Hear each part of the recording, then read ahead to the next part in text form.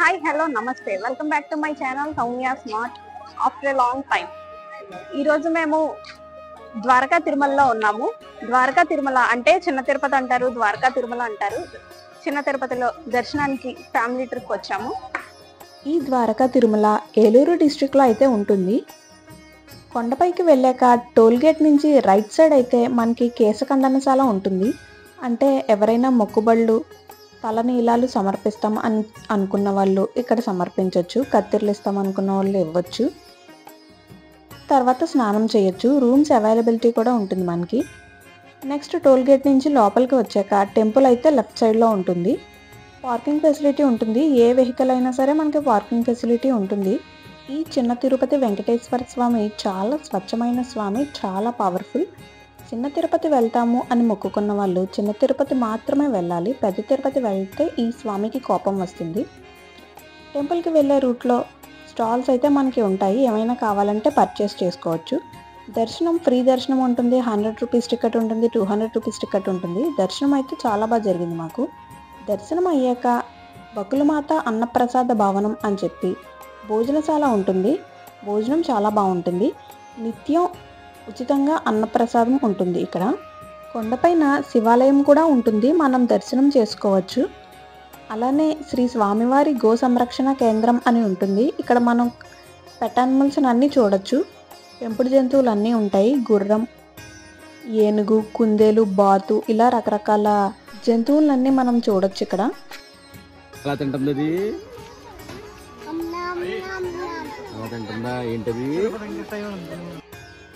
మా అన్నయ్య వాళ్ళ అబ్బాయికి ఈ పెట్ యానిమల్స్ అన్నీ చాలా బాగా నచ్చేసినాయి.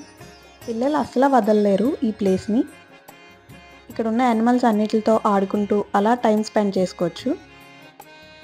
ఇక్కడ కుందేళ్ళు చాలా బాగున్నాయి. ఒక కుందేలేమో గడ్డి నములుతూ ఉంది. ఇంకొక కుందేలు క్యారెట్ ముక్కలు చేసి వేశారు వాళ్ళు, అవి తింటూ ఉంది. ఒక కుందేలు గెంతుతుంది, ఒక కుందేలు పడుకుంది. లోపలైనా సరే చాలా స్వేచ్ఛగా ఉన్నాయి ఇక్కడ కుందేళ్ళు అన్నీ కూడాను. మా మేనల్లుడు అయితే అక్కడ కుందేళ్ళు అవి ఏం చేస్తున్నాయో అన్ని యాక్షన్స్తో సహా చేసి చూపిస్తున్నాడు. పడుకుంది అంటున్నాడు, తింటుంది అంటున్నాడు. నెక్స్ట్ అయితే ఇక్కడ బాతులు ఉన్నాయి. బాతులు కూడా చాలా బాగున్నాయి. నీటిలో తిరుగుతూ ఎగురుతూ అలానే ఆడుతున్నాయి అవి కూడా. వచ్చిన వాళ్ళందరూ కూడా ఈ బాతులనే చూస్తూ ఉండిపోతున్నారు. ఈ బాతులు తెల్లగా చాలా బాగున్నాయి. నీటిలోంచి అటునుంచి ఇటు, ఇటు నుంచి అటు అలా తిరుగుతూనే ఉంటున్నాయి ఈ బాతులు కూడా. బాతులకి ఆమ్ పెట్టలేదంట చెప్తున్నాడు. ఇంకొంతసేపు ఉంటే వాటిని ఇంటికి తీసుకొచ్చేయమంటాడు. ఇంట్లోనే ఆడుకోవచ్చు అనుకుంటాడు. ఈ బాతులు వాటిలో అవే మాట్లాడుకుంటూ ఎవరు వస్తున్నారు, ఎవరు వెళ్తున్నారు అన్నీ చూస్తున్నాయి, తిరుగుతూ ఉన్నాయి, అందరినీ చూస్తున్నాయి.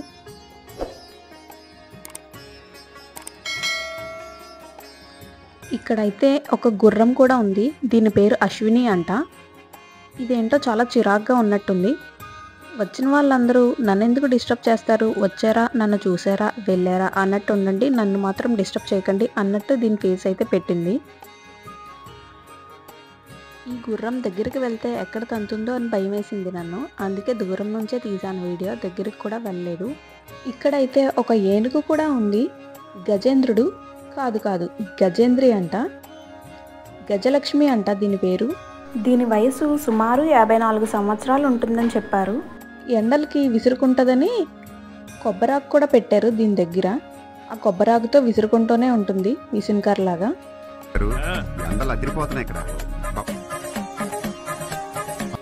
ఈ ఏనుగు దగ్గర మావటతను కూడా ఉన్నాడు. ఫొటోస్ వీడియోస్ కావాలంటే తీసుకోవచ్చు అని చెప్పారు. అలానే ఏనుగు తొండంలో డబ్బులు పెడితే ఆశీర్వాదం ఇస్తుంది అని చెప్పారు. వెంటనే మా అన్నయ్య డబ్బులు అయితే పెట్టాడు. కానీ మా మేనల్లుడికి మాత్రం ఏనుగుని చూడగానే భయం వేసింది. అది తొండం ఎత్తిన వెంటనే ఏడ్చేశాడు.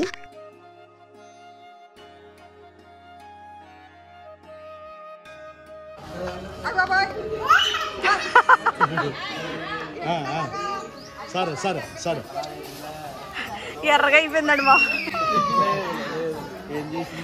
ఎర్రగా అయిపోయిందండి మా.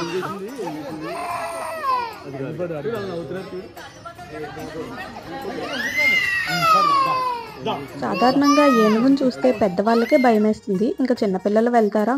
ఇదండి ఈ ద్వారకా తిరుమల వ్లాగ్. మరొక ఇంట్రెస్టింగ్ వీడియోతో నెక్స్ట్ వీడియోలో మీ ముందుంటాను. Until then, stay tuned to my channel Soumya Smart. Please like, share and subscribe.